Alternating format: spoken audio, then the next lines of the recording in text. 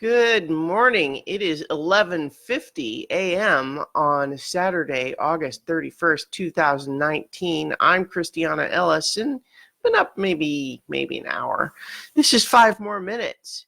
So, almost missed the good morning portion of today's Saturday. But, I got to sleep in pretty significantly, which felt pretty good, if I must say. Yeah. Off to a good start, I would say this Saturday is. I'm looking forward to a nice, relaxing weekend. I have a couple of things on the agenda, as I have mentioned previously when I was talking about what is busy earlier this week. So I'm playing in a D&D one-shot later tonight. Tomorrow I'm getting to go see Lawrence of Arabia on the big screen. That'll be fun.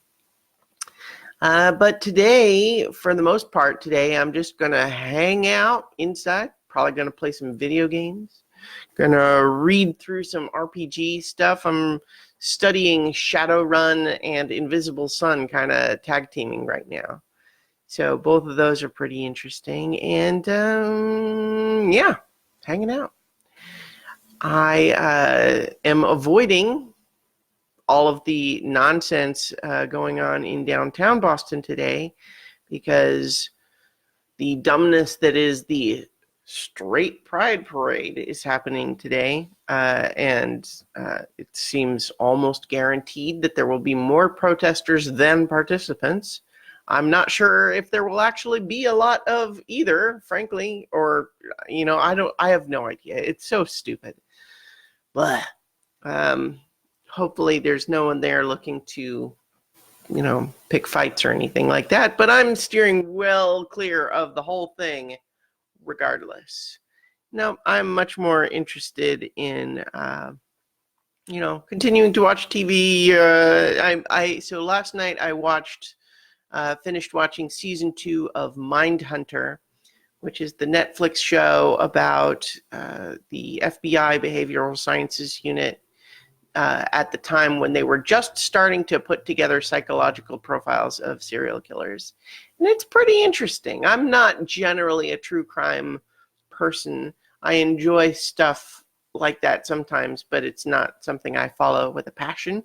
But it's definitely a very well-made show, and it asks a lot of tricky questions just in terms of so for example, one of the things that is a running theme or storyline in this season is the Atlanta child murders that happened at that time, where we think, because this is based on a real story, that we eventually caught the person who probably killed 29 African American kids in a space of time during that time. But ultimately, the evidence that they finally caught him on really only directly tied to a couple of adults that he killed towards the end of that whole thing. And so they only prosecuted him for those and then just closed the investigation. And so the poor parents and families of these kids didn't ever really get to have their closure. Like, probably this guy did it, but he never went to trial for it. So, but it talks about the ins and outs of that investigation while it was happening and all the things they were trying and the things they're struggling against. And it's really pretty interesting, just because they're dealing with a lot of bureaucracy and politics at the same time that they're literally just trying to catch the bad guy. So that's a pretty well-made show if you are into that sort of thing. If you're not, probably steer clear, but you don't need me to tell you that, do you? Anyway, I am also, like I said, reading up on Shadowrun, which is a tabletop RPG.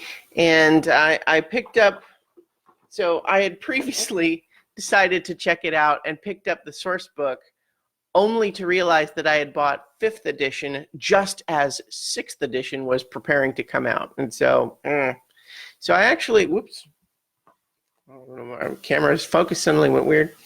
I have picked up now the 6th World beginner box, which contains quick start rules and some introductory adventure stuff that I'm reading through, and it's pretty interesting. I really like the setting where it combines a very cyberpunky sort of world, but also with elves and dwarves and dragons and magic and stuff. And it's got a really cool flavor to it that I enjoy. And so I'm learning more about it. It's a very complicated set of rules, but in some ways that does appeal to me. Anyway, I'll probably be talking more about that as I learn more about it. I'm also learning about Invisible Sun, which another tabletop role-playing game that is very surreal in its presentation. Like it takes place in a setting where all sorts of strange and mysterious, wondrous things happen constantly, to the point where, like, oh yeah, your neighbor who has a book for a head and your cousin who just spontaneously turned himself into a flock of birds the other day are out there protesting the pothole that makes people forget their names. The sort of ordinary things that happen in that city, in that setting. And it's got all sorts of surreal weirdness in it, and it's pretty cool too. So I'm looking into that. But in the meantime, as I mentioned at the beginning of this video, mostly today I'm just hanging out, doing my hangout thing. So I'm going to leave it there, I think, for today, and I'll talk to you all tomorrow for 5 more minutes. It's Sunday, of course, so I'm continuing, almost completing my rewatch of Gravity Falls with the second to last episode, I think. I'm trying to remember how many parts there are in the finale. But anyway, part 2 of Weirdmageddon is the episode. So I'll leave it there. Talk to you tomorrow for 5 more minutes.